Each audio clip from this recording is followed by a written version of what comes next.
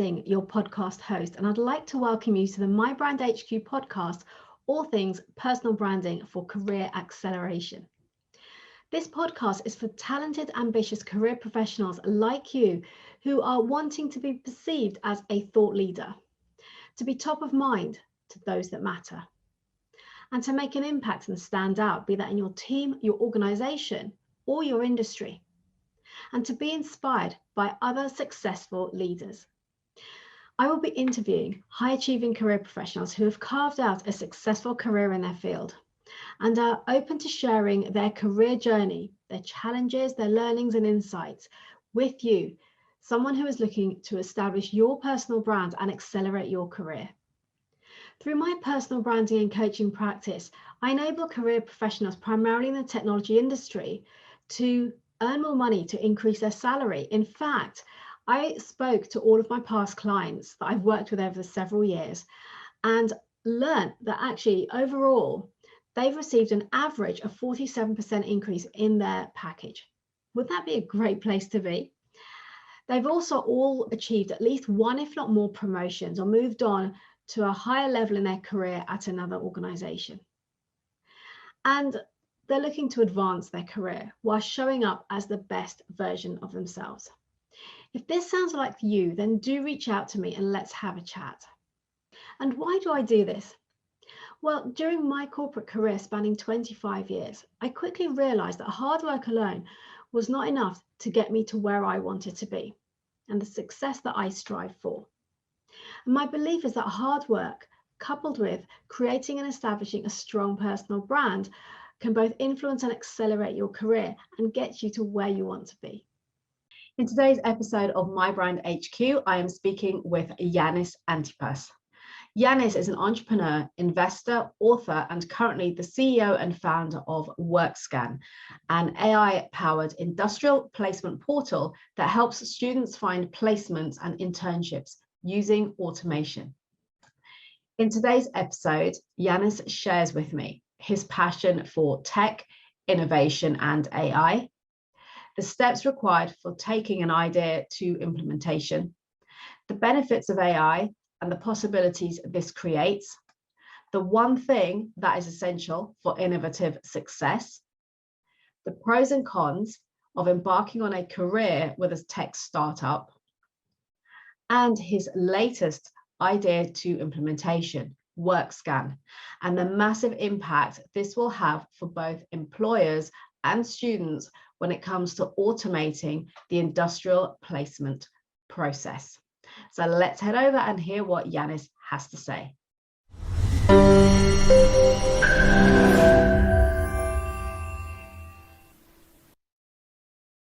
Ioannis, good morning and welcome to mi-brandHQ. How are you doing today?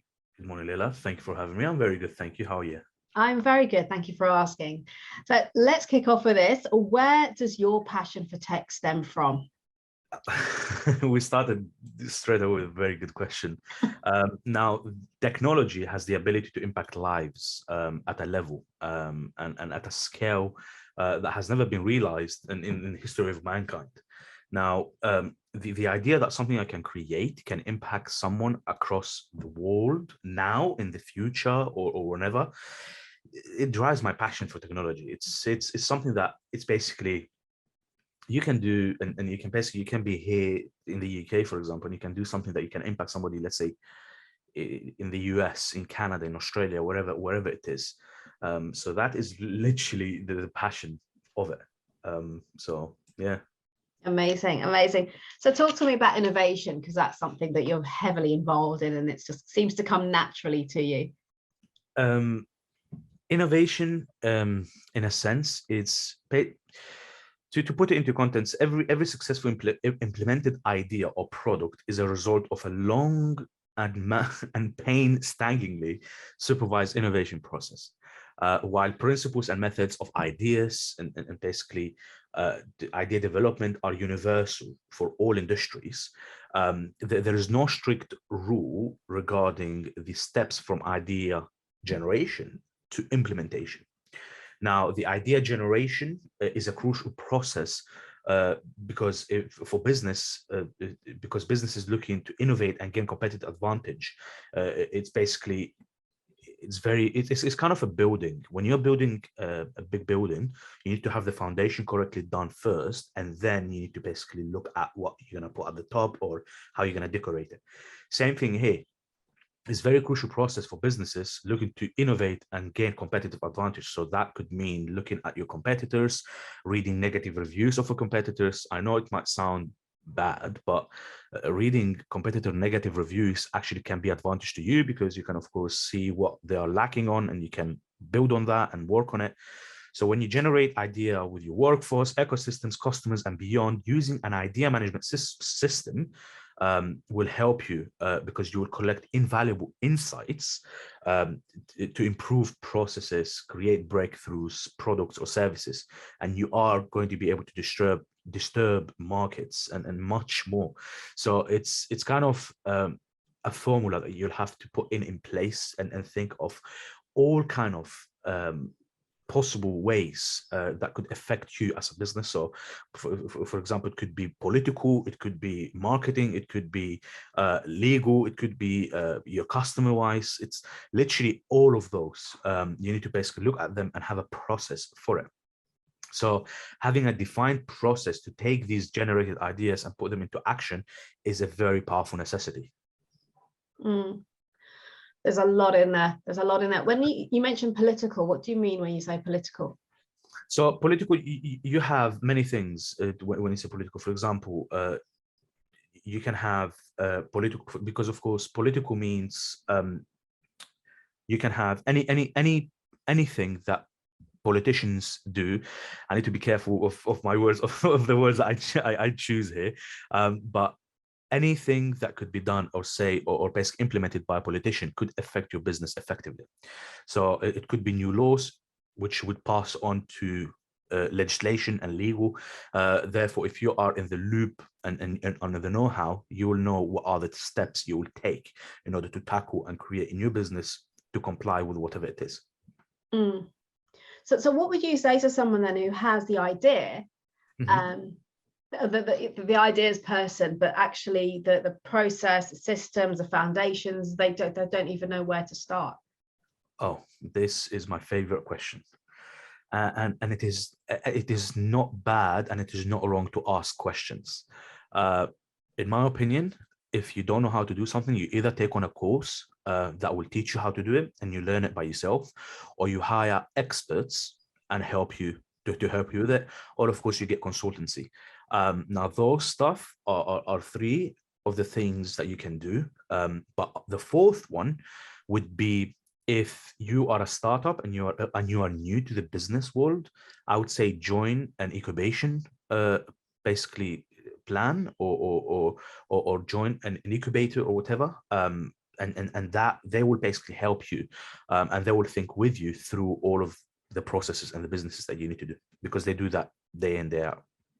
Okay, thank you. That's really good advice there.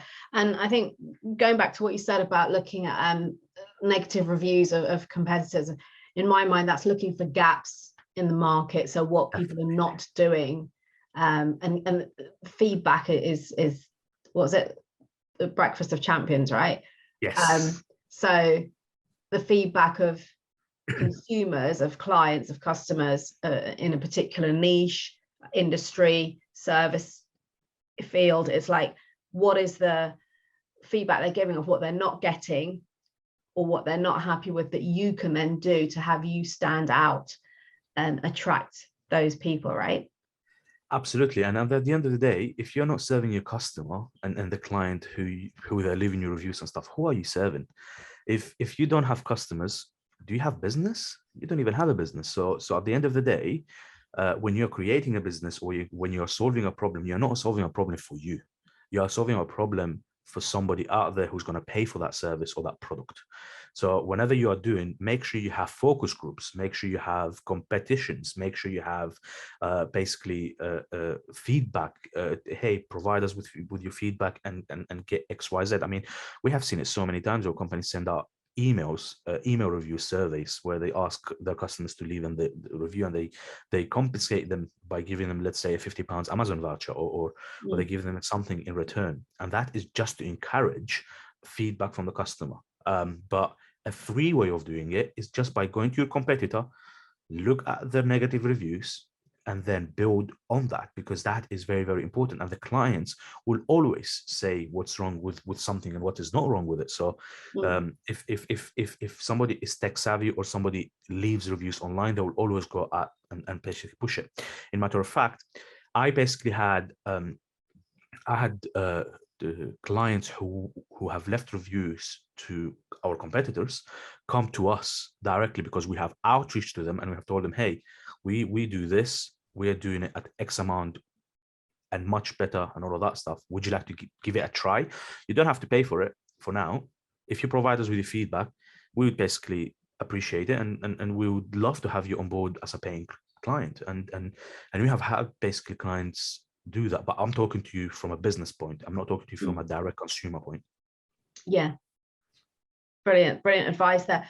So there's a lot of opinions about artificial intelligence. So tell me, good or bad?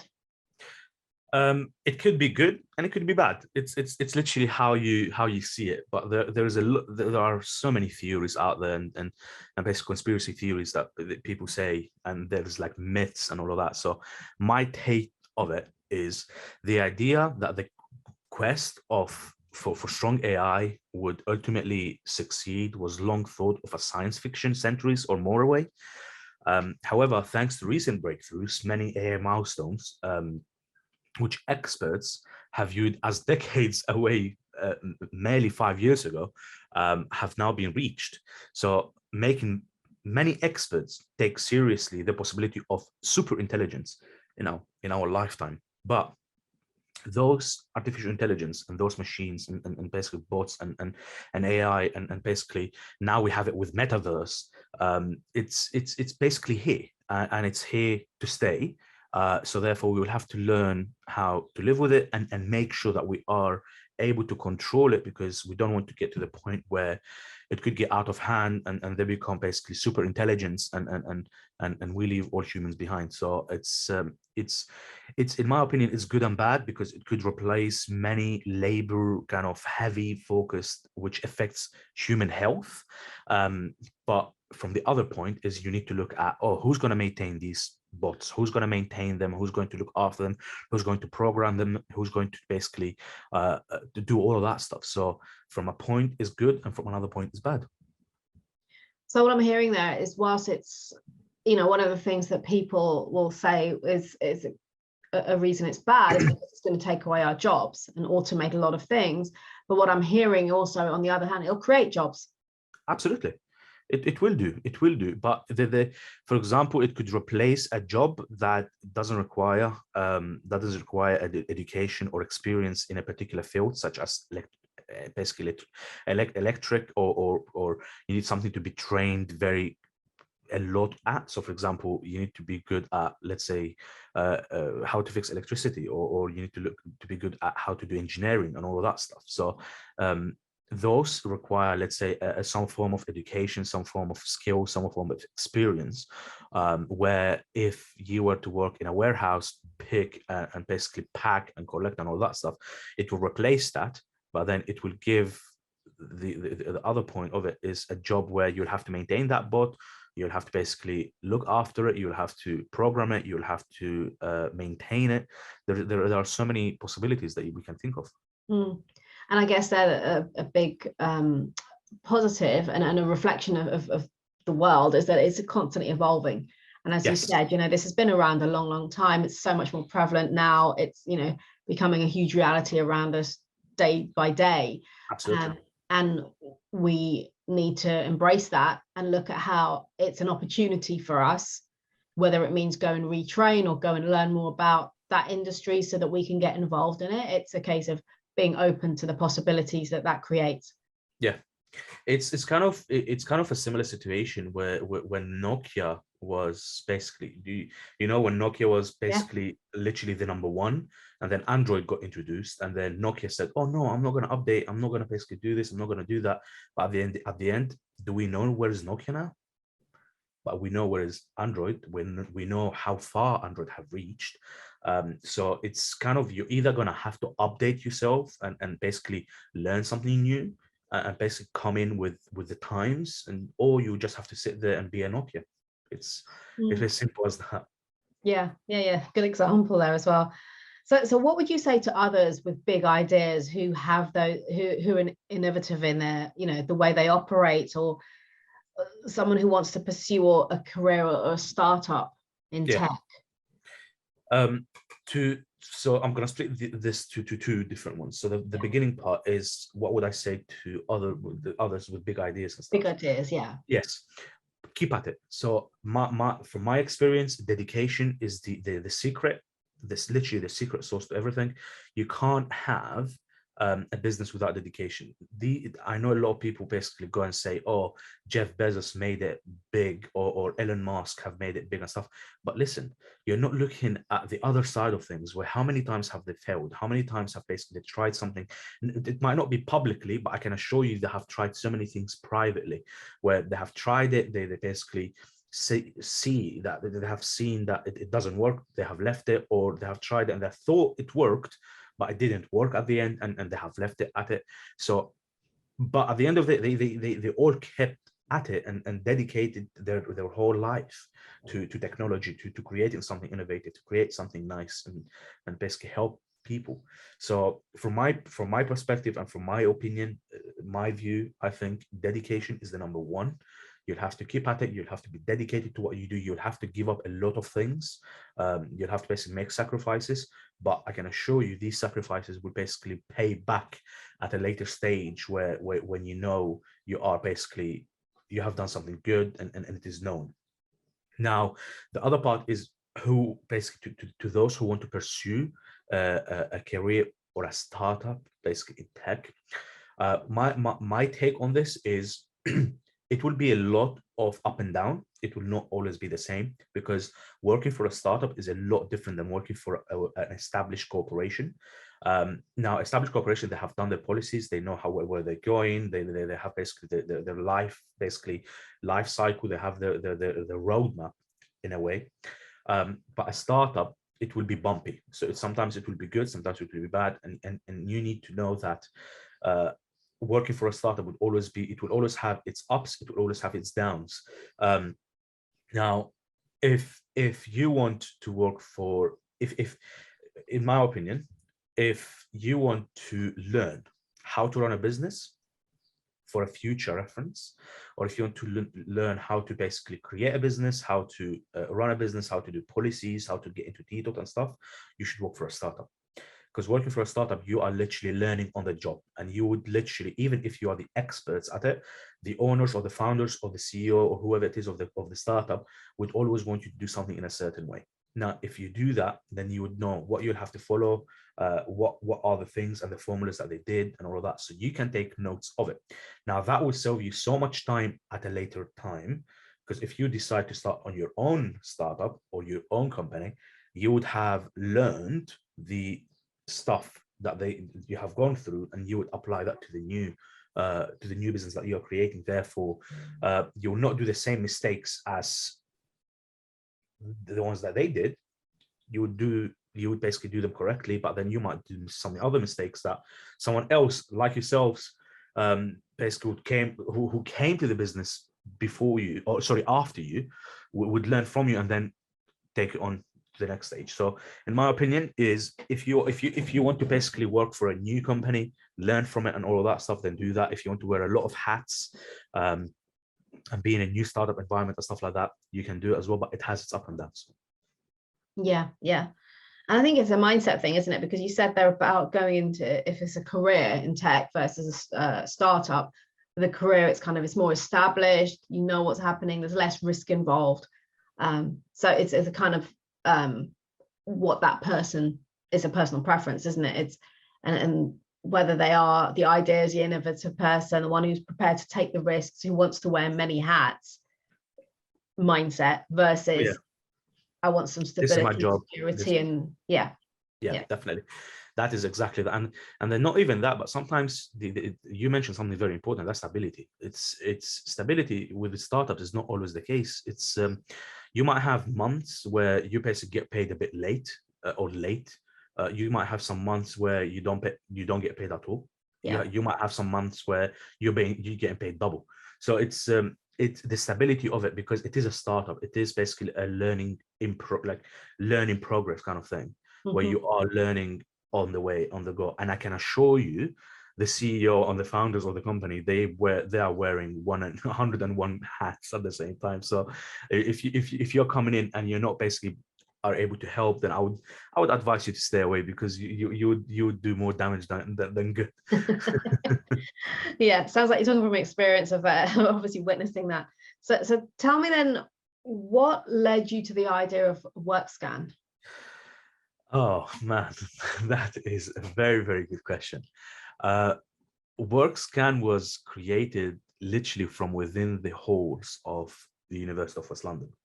Uh, the university where I graduated from, I graduated with a first in ITMB, Information Technology Management and Business. And when I was on my course, I was on a placement year. And I basically said, you know what? I need to see the placement office in order to apply, in order to find the process to apply for a job, a placement job, in order to go through all of that. Now, I went to the placement office. The placement office gave me a paper, which 21st century, it's kind of, why would I need to put in something paper? Why don't you give me a tablet, for example, and I will type it all in online, and that will save you a headache, human error, and all of that stuff.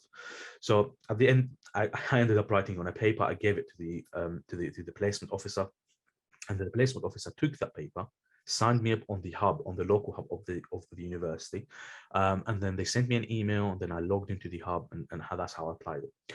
Now, throughout the whole process, in my mind, I was like, you know what, there surely must be a better way of doing that. For example, privacy, data privacy, a lot of manual process, which is admin heavy. I said it could be improved. So I looked online. I did my research very quickly, and I couldn't find any tool out there that could help with this. So I said, you know what, Workscan must be created. And that is when I outreached the university itself. And I said, you know what, I'm going to do my dissertation on portals, on industrial portals. So I started it there. And the more the more I digged into it, the more I found out there are so many more problems to it. So I ended up getting a first in my dissertation. It ended up getting the attention of the professors and the principals and all of that of the university. And then I ended up going to the Westmont Hub team, and we formed a partnership together. So us as Workscan and the university and the Westmont Hub, we formed kind of something together, and we had an agreement together, and we had all of that stuff. And then that's when Workscan started being basically made. And now Workscan is going to be launching later this year. Fantastic. Congratulations. Actually, one thing that you should be aware of is, out of the 200 of us who applied for placements, only 2 of us got it. Really? Yes. So that was the big shocker, to say 200 students applying to placements, and not only here, not only in the UK. Bear in mind that is international, applying anywhere that they could get their hands on. But it was the process that made the whole thing very long. It was the process that made the student lose kind of interest in the whole thing. With Workscan, it's a lot easier than that. So yeah. So tell me then, what is Workscan solving for students in terms of what are the pains, the challenges that you just given a great example there that they would experience that Workscan can solve for them? So first thing first, Workscan is going to be free for students. It's going to be paid for by the university, because they will have to have a license. Now, the student will come into one platform that will have, it's first of all, it's a dedicated platform. It is not any platform. So it is not a job portal like the ones that you see every day. I don't want to name names, but they're the ones that you see every day. those it's not going to be like that. It's going to be a platform where it is dedicated for students, made by students, because I was once a student, and it will have the backing of universities that will basically be able to monitor and supervise the whole process of that. So what will happen is the university will sign up, the university will give a code to the students, or it will just invite them all to the platform. They will literally get an email, or they will get a code. They will sign up to Workscan, and they have access. So that is very, very simple. With a click of a button, what? to the portal. So they have access to the portal. So that means the student can join in. Right. They'll put in their skills in raw data. So they'll put in their skills in raw data, their information, kind of their CV, but without uploading PDF. So they will basically put it on, and then Workscan will basically take it on board, and then it will scan. That's when artificial intelligence come in, and machine learning. It will scan the data that you gave the system, and it will put you through in touch with jobs and placements, internships, basically, ones are related to the skills and the information that you input into the system. And then it will give you the chance, basically, it will give you a percentage of what the chances are of you getting that job in comparison, of course, with how many applications it had, how many jobs of the same it had, and all of that. So it will give you that, and then the student will be able to apply to the placements and jobs within the platform. And once an employee accepts, the interview happens within the platform. The platform has got its own built-in chat, so there is no need for emails and stuff like that. The platform has got like attendance and all that, and it will all happen within. And then the university can come in. They can create an agreement within Workscan. The agreement will be signed by 3 parties, and that is the university, education body, and the student. And then as soon as that has been signed, there is something called the contract page, where it will be created automatically by the system, and that will basically put it on, and it will allow everybody involved to be on the same page of everything that happens in relation to that particular internships. So, for example, feedbacks, check-ins, webinars, interviews, all of that stuff would happen within that contract page. So that's how easy it will be on everybody involved. And at the end of it, feedback is going to be from the same place. All of your job applications are going to be from the same place. It is built for students by students. There are so many things that you are able to basically do within Workscan, but that is for you to find out when it launches. Amazing. And so how would employers then be able to put those internship places in there? How would that side of it work? So employers will sign up to the platform. They will have to go through a verification process, which again, we use artificial intelligence to do. We are able to let you know whether we accept your application or not within 60 seconds. In matter of fact, within 12 seconds, but we say 60 seconds to be on the safe side, because, artificial intelligence, so you don't know if something's going to go wrong. Of course. But yeah, we often find out within 12 seconds, because we do link our basic systems with government databases, with sanctions lists, with basically blacklists and all of that stuff, and anti-money laundering solutions. So we scan all of those, and we see if you are basically on any of those lists, then of course we automatically decline the application, because of course we want all genuine employees to be on the platform.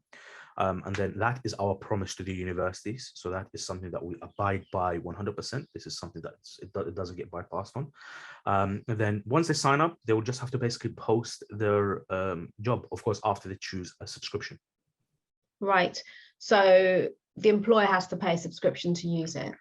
Yes, but the subscription is very, very minimal in comparison to everybody else in the industry. And so what is the advantage for an employer to sign up to the system?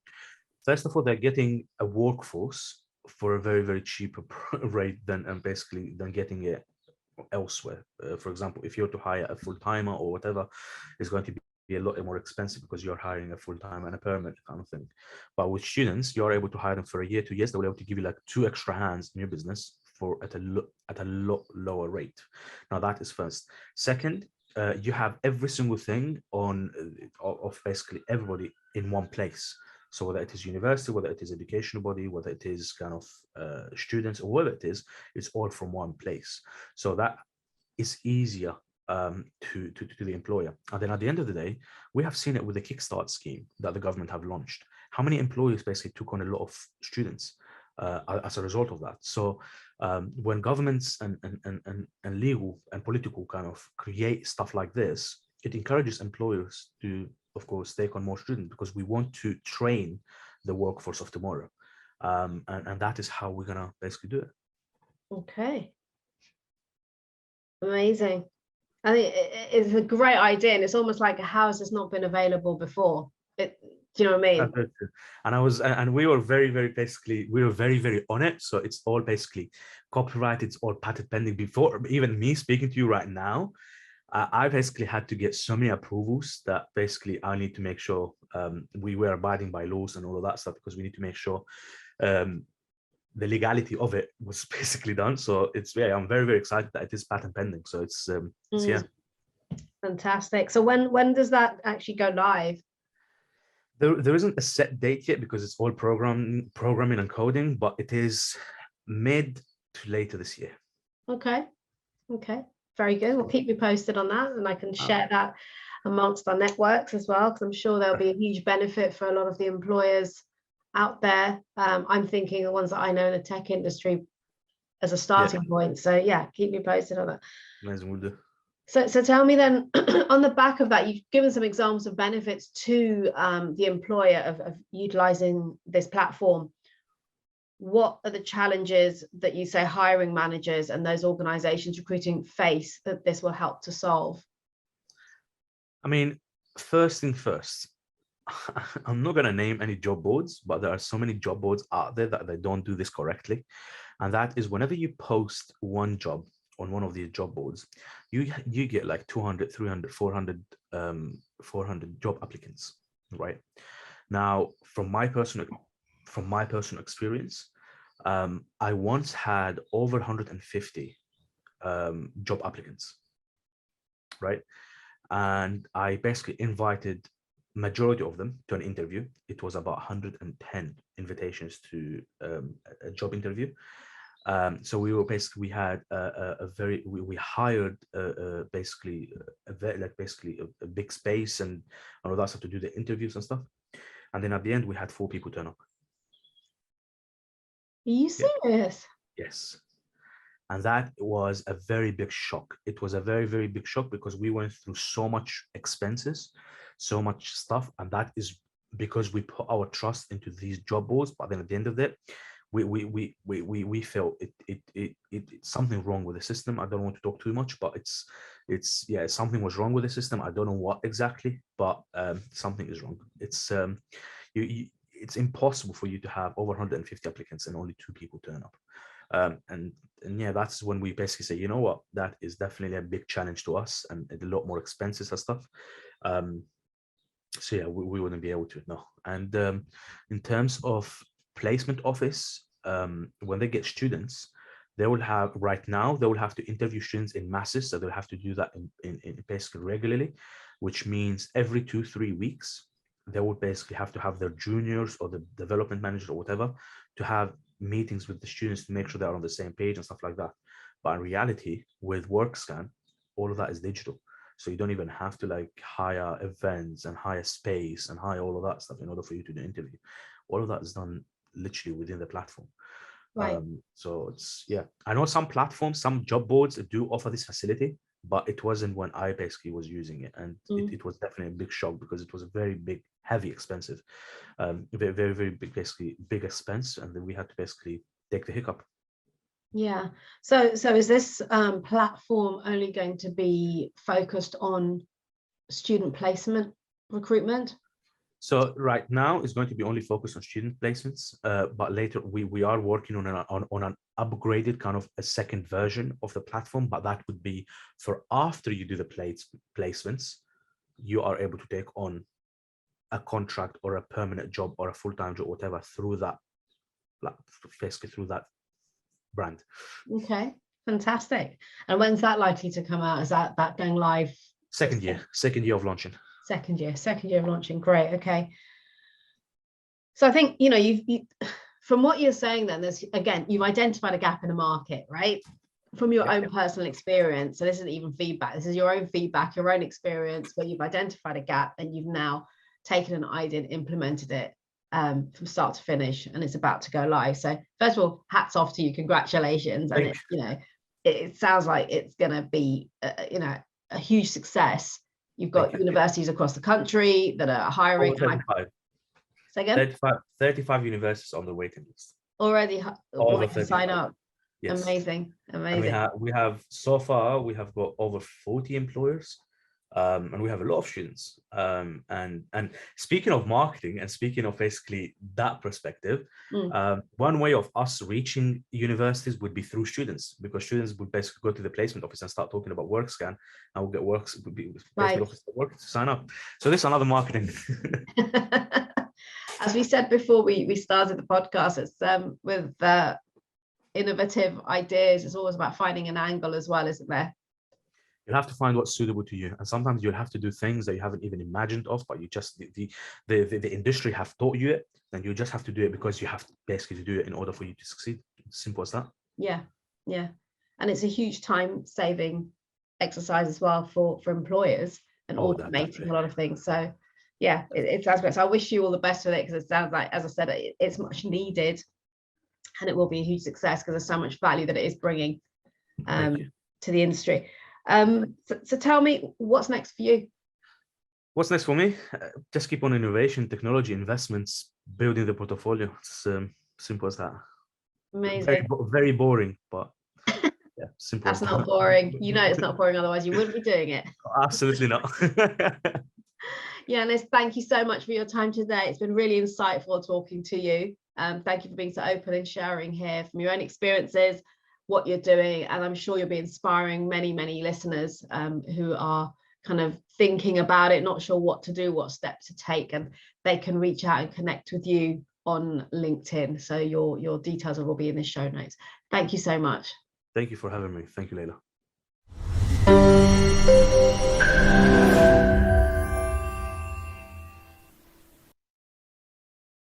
Thank you for listening. If you enjoyed today's episode, then please do subscribe to the show so you don't miss any future episodes. And remember to leave a review telling us about your key learnings and what you enjoyed the most. And do share this podcast with your friends and colleagues so we can spread the word on the importance of personal branding when it comes to your career advancement. And also ensure that others can benefit from these invaluable insights from many inspirational leaders. I will be eternally grateful.